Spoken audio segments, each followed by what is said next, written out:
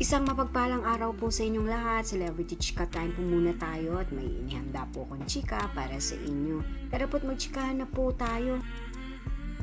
Speech ng Asia's multimedia star bilang box office king, kanino kaya i-dedicate? Yes, mga maka-celebrity chika time, yan po ang ichichika ko sa inyo na lubos rin pong usap-usapan sa social media ng mga netizens, lalong-lalo na nga po ng mga followers at supporters ni Alden.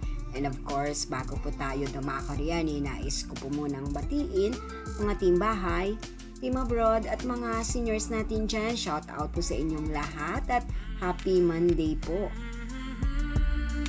Dumalo nga po ang Asia's multimedia star sa Guillermo Box Office Entertainment Awards at kanya nga rin pong tinanggap ang kanyang parangal bilang box office king.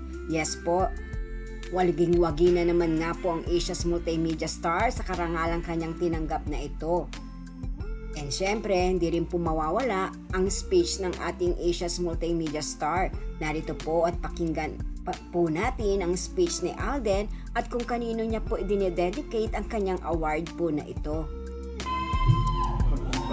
Ayan. Ano po sa lahat, gusto ko po magpasalamat sa Guillermo Mendoza Foundation and of course to the award-giving body para po sa recognition na ito.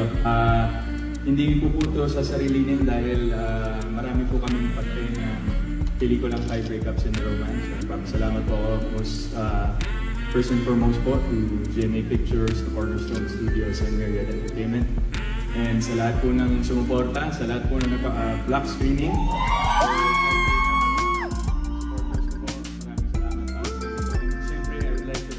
This award sa aming pong director at writer na si Direk Irene Villamor and sa aming pong very supportive at nakaparehang sa pelikula po na si Julia Montes.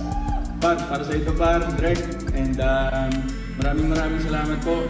I didn't expect na in a span of little more than a decade of my career na magkakaroon po ako ng recognition when it comes to the box office. So this is a blessing and sana po marami rin po akong ma-inspire pang ibang mga aktor na kagaya ko na gumawa ng mga kalidad na pelikula at ang maging intention po lagi at ang kanilang motivation is to bring back the glory days of Philippine cinema para po sa lahat ng mga kababayan natin at syempre para sa industriya na pinagkakautangan po nating lahat ng malaking utang na loob. Muli po, maraming salamat. Magandang gabi po. Thank you. Ayan nga po, dinedicate po ni Alden ang kanyang natanggap na parangal po na ito sa kanyang co-star na si Julia Montes and of course kasama rin po ang kanilang director na si Direk Irene.